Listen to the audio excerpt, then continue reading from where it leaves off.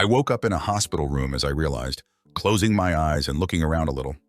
Everything swam a little more before my eyes, and a powerful headache permeated my entire brain.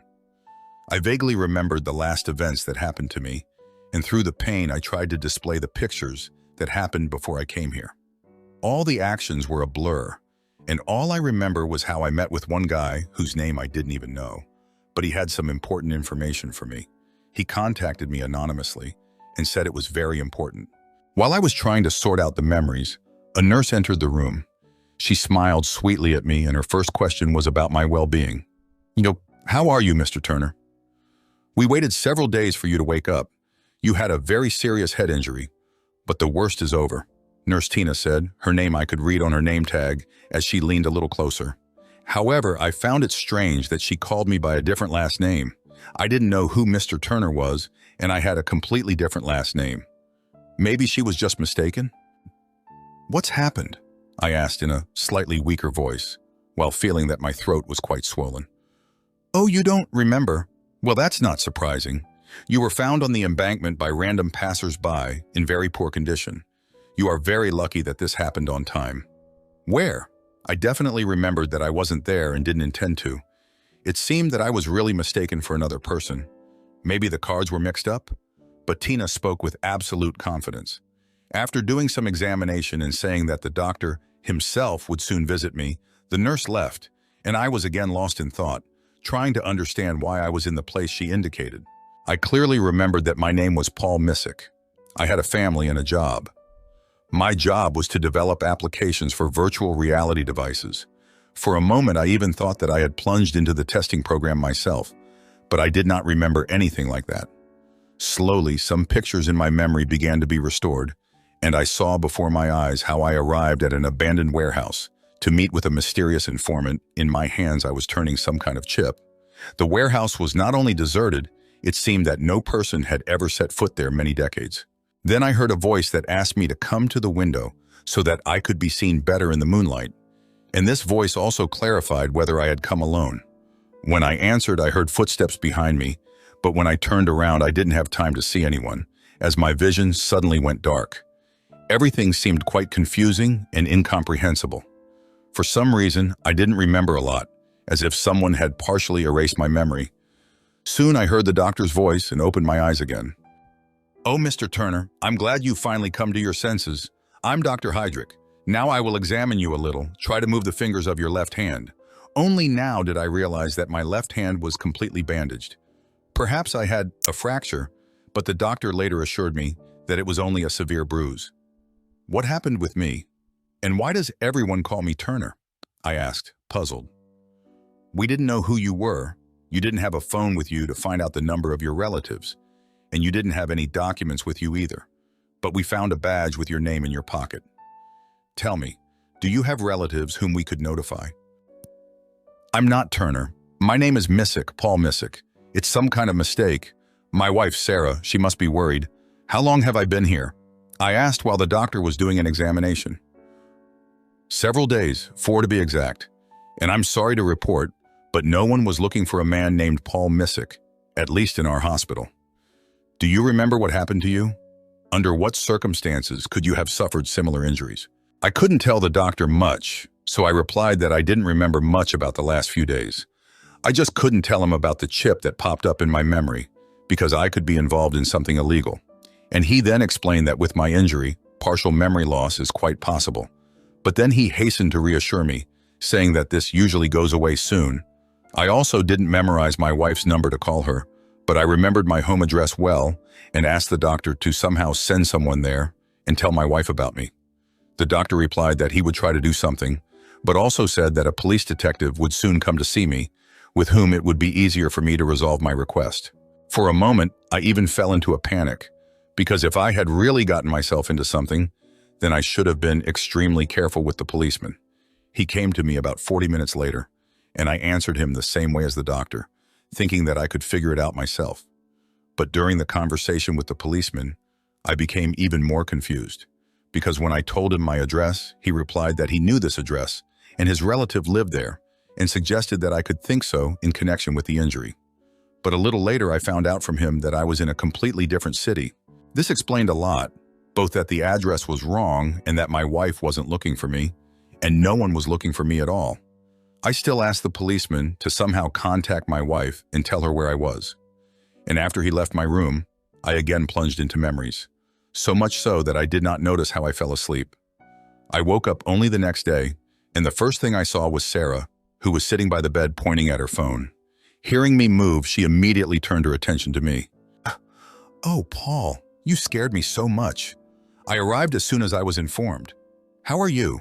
The doctor said you don't remember anything. What do you remember? At least something." "Well, I remember you," I muttered, smiling, and in response, Sarah also smiled sweetly. "Where is Eric? Didn't he come with you?" I asked her about her son. "Oh, he's in the camp. You just don't remember." "Poor Paul. How did you get it?" She spent some more time with me asking how I ended up here and what I was doing, and also said that the last time she saw me, I told her that I was going to meet my friend Cole, sort of like ours.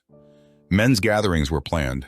As she spoke, I slowly remembered some more details, but this was not enough. I spent 2 more days in the hospital. Sarah came to see me every day for a while, and then I was left alone again. And when I felt that I was getting better, I asked the doctor if I could already go to my city. He said that my condition was not yet very good, but I could overcome the path, but I should immediately go to the local hospital so that my treatment could be continued there, and he promised to resend there the information from my medical card. Arriving in my city, I wanted to get home first, although Sarah was against it, arguing that it was necessary to listen to the doctor's advice. But I didn't feel helpless, although my head still hurt a little at times, and my joint ached. But I was sure that once I got home into familiar surroundings, my memory would return much faster. I still visited the doctor, and he conducted a thorough examination. But then I was able to return home again, convincing the doctor that I could recover faster there, and promised to come for regular checkups. And so it happened. Some items that seemed quite banal soon helped me remember almost everything. But in the end, I would prefer to leave these memories lost, because besides everything, I also remembered that I caught my wife cheating. A few days ago, while still in full health, I decided to visit my wife at her work. It was Saturday then, and I didn't stay long at my job. Sarah worked as a manager in one of the eateries, the network of which had spread to many cities. Upon entering, I noticed only the woman behind the counter and the waitress serving tables. When I asked where Sarah was, the bartender only replied that she should be in her office, but usually at that time she was doing accounting and could be very busy. However, I didn't understand how Sarah couldn't have time for me, especially since I didn't intend to keep her. Approaching her office, I pulled the door, but it turned out to be closed, and I could hear that there was definitely someone there, because before I pulled the handle, I heard some kind of fuss there. I called Sarah, but she didn't answer. I thought this was strange and also thought that she might suddenly become unwell since Sarah was diabetic. I immediately leaned on the door and knocked it down with 2 pushes. Preparing to immediately dial the ambulance number, I froze in place, because there I saw Sarah making love with some guy I had never seen before. They were no longer too close to each other, but they quickly got dressed and adjusted their clothes. I was instantly overcome with rage. I immediately shouted several curses at Sarah and then rushed towards the scoundrel who dared to touch my wife. A serious fight broke out between us. This guy turned out to be quite weak, but I was also in good shape. For several minutes we struck each other, accompanied by insults, and then we grappled and began pushing each other's furniture. Sarah began to scream loudly, afraid for some unknown reason, either for our lives or for her papers, which we scattered throughout the office in the process. A security guard came running at her scream and began to defend us. For some reason, the security guard decided that I was the threat in this situation, because he approached me first and grabbed me from behind, trying to pull me away from my wife's lover. He seized the moment, broke out of my grip, and rushed out of the office. And in my hands only his badge remained, which I involuntarily put in my jacket pocket, and on which I saw the name Frank Turner. I didn't talk to my wife for a long time that day. The guard also let me go when I told him that I was Sarah's husband. Sarah herself confirmed to the guard that nothing terrible would most likely happen, and he left. However, I was still angry, and I understood that my wife would be able to drive me out with her excuses, and I would cause her physical harm. I just shouted to her that it was all over between us and left this diner. I returned home. Sarah still had to be at work for a few more hours. I took the remaining free time by packing up some of my things, mostly a laptop, some flash drives, and some equipment that I used when I worked on my programs at home. Having taken all this, I went to my office, where I decided to settle down in our back room for a while until I found another place to live. I told the security guard at the entrance that I would work and perhaps stay overnight so that he would not have any suspicions, because we did not welcome living in the office. I actually started working on it again because I wanted to stop thinking about what had recently happened in my family. But no matter how hard I tried, these thoughts kept creeping into my head again and again. I turned on YouTube to watch some funny videos that could distract me, and I came across a video where some guy was telling a story in which his wife cheated on him, and he couldn't forget it for a long time until he took revenge on her. After watching the video, I realized that maybe I should do the same. This had a peculiar meaning because just leaving everything to Sarah seemed too easy to me. On the contrary, it will even benefit her. And then a plan of revenge began to mature in my head, according to which I was going to punish not only my wife, but also that scoundrel in a way that they would remember forever. I returned home. By that time, Sarah had already returned from work. Naturally, a scandal broke out between us again, where Sarah tried to justify her actions, saying that I gave more attention to my work and not to her, and she found solace in a short affair with their new loader. Her words seemed absolutely meaningless to me, and I was deep in work. But at the same time, I always found time for my family, her and my son. I even played baseball with him in the backyard. As a result, we went to different rooms. I did not kick her out of the house yet, because in order to carry out my plan, I needed her to be around for some time. We hardly spoke for the next 24 hours. But in the meantime, I was bringing my idea to life. First of all, I installed spyware on her phone and laptop while she was sleeping, and installed a virus on the laptop itself, which would be activated by my special command. I also got access to all her accounts, both work and personal. I wasn't sure yet what exactly I would need, but I decided to prepare for everything. Flipping through her personal pages, I even wondered why I hadn't set up surveillance on her earlier, although I had no reason for this. At home, Sarah behaved like an ordinary normal wife, always smiling, and nothing indicated that she had someone. But I also didn't find anything in the correspondences themselves. Either she didn't use chats for this, or she simply deleted them immediately. But it was no longer so important to me because I caught her red-handed. After about half a day of thinking about how best to annoy her, I decided to sneak into her workbase and try to dig something up there, or create a mess there. I wasn't a hacker, but I knew something. In addition, I found Frank Turner's account, but there was almost nothing there, and I began to dig further for information on him. After some time of persistent searching, I managed to find out that this guy had been in prison for some time for possession and distribution of drugs. In addition, I learned that he changed his last name, taking his mother's last name, apparently so that no one would find out his past, and that's how he became Turner. This information gave me the opportunity to take the first step, but first I looked through all of Sarah's work files via remote access. Having found the most important reports there, I simply deleted them permanently and then transferred most of the balance from the cash register to a separately created account. This should have added problems to her affairs, and I was not mistaken. That same evening, Sarah returned home in a very gloomy mood. For the sake of decency, I asked what happened, but in response, she only attacked me, so that I would mind my own business and that I was unlikely to help her anyway. When Sarah expressed all her negativity in my direction, resulting from troubles at work, after an unexpected unscheduled inspection, which was carried out after my anonymous letter to their management, she went to the kitchen to drink a little wine and calm her feelings down a little. Nerves. I pretended that although I was still angry with her, I still sympathized with her and approached her to talk. Sarah, you say that someone deleted the files. Did anyone other than you have access to your computer? Sarah thought about it. Obviously, she suspected someone, but she didn't tell me anything about her guesses.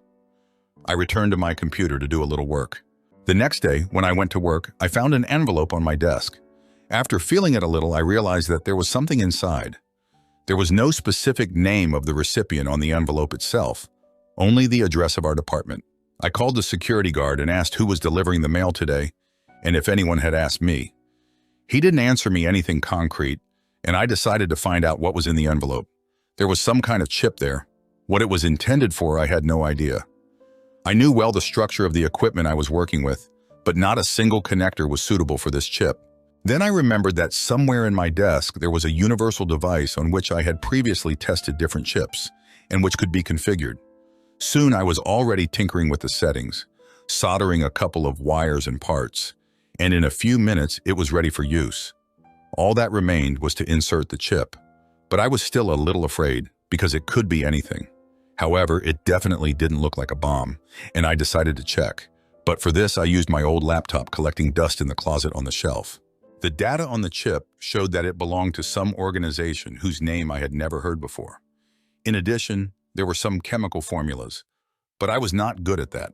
I thought it might have been a package from my colleague with whom we worked in the same office, but he had already been on leave for several days to attend his grandfather's funeral in another state.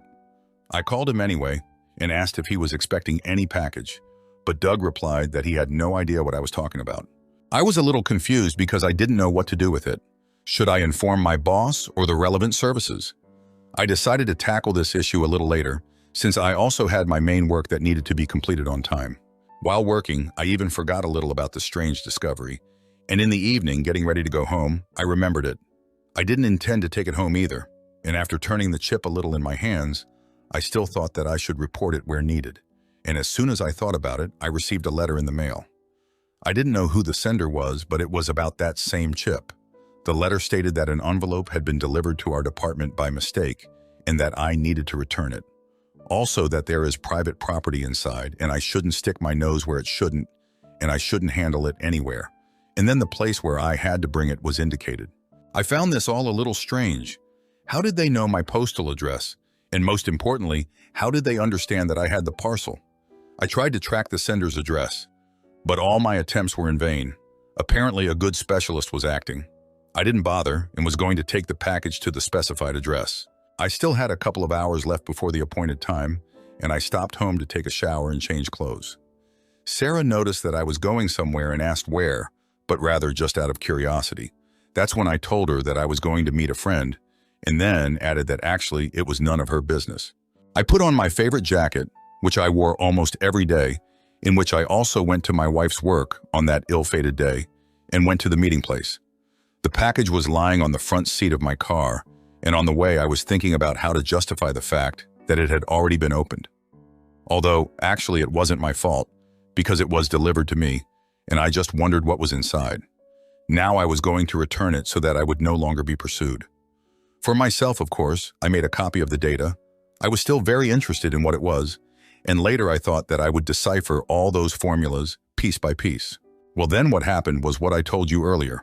I never found out who I was supposed to give the chip to, but I realized that everything was much more serious than I had previously thought. And so I sat in my office at home, looking through every familiar object, with the help of which I remembered all the last details. Sarah was not at home at that time. She went for a walk somewhere with a friend. At least, that's what she told me. I remembered how politely she treated me in the hospital, and it seemed a little strange to me because she remembered that I caught her cheating. What made her behave this way? The thought even briefly occurred to me that she might be somehow involved in this, but exactly how I didn't know yet, and I decided not to tell her that my memory had returned to me completely, and to play along with her a little to understand what kind of game she was playing. I called my friend Cole and asked to meet. I knew that his nephew, who was visiting him this summer, was very advanced in knowledge of the computer industry, and sometimes did hacking. Cole, of course, did not approve of this, but the boy did not do anything illegal that could lead to negative consequences. He simply developed his skills and was already quite experienced for his age, and I hoped that he would help me figure it out. Of course, it took some time to convince Cole to let me work with the boy, and I told him my whole story. Cole was a true friend to me. I never noticed treacherous actions on his part. Besides, we had been friends with him since childhood, so I trusted him. Soon we were at his house, and Zach, who was always happy to see me, clapped my hand in a friendly manner. Zach was already 16 years old, and he understood that anything can happen in adult life. I still missed up some points and asked to try to find out the necessary information. The boy happily agreed to do this, because for him it was a kind of practice. But for further work, he and I went to an internet cafe. Cole went about his business, asking us just not to go too far, and Zach and I got down to business and I gave him a flash drive, which had a copy of the data. After some time, Zach was able to establish that this was the formula of some kind of chemical substance, and that its components were extremely toxic. The company itself was engaged in pharmacological research, but this was more likely to be a cover. Then I gave him the task of finding out more information about Sarah and Frank, suspecting that their activities were not as innocent as they seemed. And Zach finally found something. Frank turned out to be somehow involved in this company, and Sarah seemed to have nothing to do with this. She was just dating this guy. And then it occurred to me to track down who besides me could be in that abandoned warehouse. The place, of course, was remote, and there were almost no traffic cameras there. The only one that was closest was located a kilometer from the place, but there was only one road leading there. I understood that a significant amount of time had passed, but Zach still managed to connect to that camera and view some of the recordings. In addition to my car, two more drove there, one of which belonged to some Jonathan Wayne, and the second just to Frank Turner. But I didn't yet know what he needed there, and unfortunately, that was all Zach could dig up for now. But for this, I was grateful to him. Now I had to find this Frank, and if I had to beat information out of him. Zach also provided me with Turner's address, and I went there without hesitation. Frank lived alone on the outskirts of the city, and it was not difficult for me to find him. But when I arrived, he was not at home, and I had to wait for some time in the car, not far from his house. He showed up only a couple of hours later, and I immediately headed to his house as soon as he disappeared through the door. My visit was not characterized by the usual politeness, and as soon as he opened the door, I immediately attacked him, knocking him inside. This time, I attacked him with all my might, delivering blow after blow to his face and liver until he was exhausted, and even his still bandaged hand was no hindrance to me. And when he could barely stand on his feet, I demanded that he tell me absolutely everything he knew about that company and what he himself was doing there. Frank, of course, denied it for a while and tried to avoid answering, saying that he had no idea what I was talking about. But the next few blows, as well as several broken fingers, finally got him talking, and Frank admitted that he was hired as a regular courier who was supposed to sometimes deliver parcels to different addresses. He actually delivered the envelope that I had by mistake, because somehow a small amount of water got on the envelope and the address was smudged. The street names were really very similar, and if you erased the first letters, you got exactly the street on which my company was located. Later, when Frank was informed that the envelope had not been delivered, he realized that he had sent it to the wrong place. He already knew from my wife that I worked in that building, and with the help of some acquaintance, he gained access to my email address. And then, after they made an appointment for me to return the envelope, he went himself to convince me, but it seemed to him not enough to simply pick up the envelope.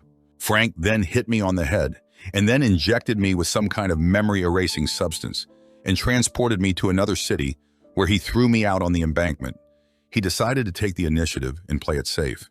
Naturally, one of the representatives of that company helped him to secure all the data, and he asked Sarah to play along and stay near me to make sure that I had actually forgotten the latest events. Of course, he didn't tell her everything. He just said that it would be better if I never remembered that I saw them together. In addition, she shared with him her troubles at work, even expressing suspicions against him. Then he gave her the idea that it was I who could have done all this. From that moment, everything started to spin. I realized that my wife did not just cheat on me, but betrayed me thoroughly, and the punishment that I had done to her earlier now seemed insufficient to me. But before going to her, I tied Frank to a pipe near the wall, and then from his own phone I dialed the number of the feds, where I briefly outlined what I knew about the underground company and about his attack on me using then illegal and untested substances, and also told them where the flash drive with some evidence would be located. Leaving Frank's house, I went home. I didn't have much time left before law enforcement agencies visited me to interrogate me in more detail. But during this time, I had to get it done. On the way, I called Sarah and asked her to be home at a certain time, saying that I had a surprise for her. Sarah fell for my gentle tone and said that she would be at home. Soon, I was there myself. When I entered, she had already uncorked a bottle of wine and was preparing to accept a gift from me. She still had that fake smile on her face, showing that Sarah was happy to see me. I entered quite calmly and did not stand on ceremony with her. Having seated my wife at the table, I immediately told her that I remembered absolutely everything, especially my visit to her work. Sarah's face changed sharply, realizing that she would not be able to deceive me now. I then continued and asked what she knew about Frank and his part-time job. Sarah began to convince me that she did not understand what I was talking about, and that Frank only worked for them as a loader. Even the information that he was in prison for several years had no effect. Sarah pretended to be a little surprised by this, but I didn't believe her. And then I did the following. I took a syringe filled with a cloudy liquid from my pocket and put it to my wife's throat. I told her that the syringe contained the same liquid that was injected into me and which subsequently erases my memory, and then added that the dose in the syringe was doubled, and it is not known what period Sarah will miss from her life. Her eyes instantly widened, and her pupils became significantly larger, out of fear that I would do to her what her lover did to me. Sarah began to scream and swear that she had nothing to do with it, that Frank himself persuaded her to play along a little, then promising her for this that she would receive a good reward, and with him, they could then move to the islands, taking our son with them, and where he promised her a happier and richer life. It seems that she really felt something for him and succumbed to his persuasion. Besides, the anticipation of another life also played a role. I only became convinced of my wife's infidelity, and I was disgusted that she did this to me. Besides, she wanted to separate me from my son, and I could not forgive her for this. I pressed the plunger, and the liquid from the syringe soon found its way into her body. Then I let go of Sarah, and she began to rush from side to side, cursing me and saying that Frank would not leave her and would get even with me. Of course, she didn't know that the feds were already looking into Frank. She also didn't know that the syringe contained ordinary vitamins, which I bought on the way home, stopping at the pharmacy. But the fear of what could happen to her in the future gave its result. Out of fear, she herself believed so much that it was the drug that she began to behave madly, and looking around cautiously, began shouting to ask where she was and what she was doing here. However, this effect did not last very long. I watched her actions for a bit, but when she tried to run out of the house, I had to hold her back and return her to the chair, convincing her that this was her house. I held her until the special agents rang my doorbell, and while they were interrogating me, Sarah came to her senses. She understood that I had severely deceived her, and her psyche then played a cruel joke on her. But I no longer cared what she thought about me. In addition, the agents suspected that she might be involved in Frank's affairs and took her with them for a while. While the investigation was ongoing, I filed for divorce, not wanting to have anything more to do with Sarah. In the case of that company, Sarah was released, since there was nothing specific to her, but Sarah still faced proceedings from the management of the diner, because they were not going to leave this unpunished. I never admitted that it was my doing. I just secretly returned the money to their account. Soon, Sarah received a certain term of correctional labor for making a similar mistake in her work. In addition, subsequent recommendations from her superiors will no longer give her the opportunity to get a normal job. However, this no longer bothered me.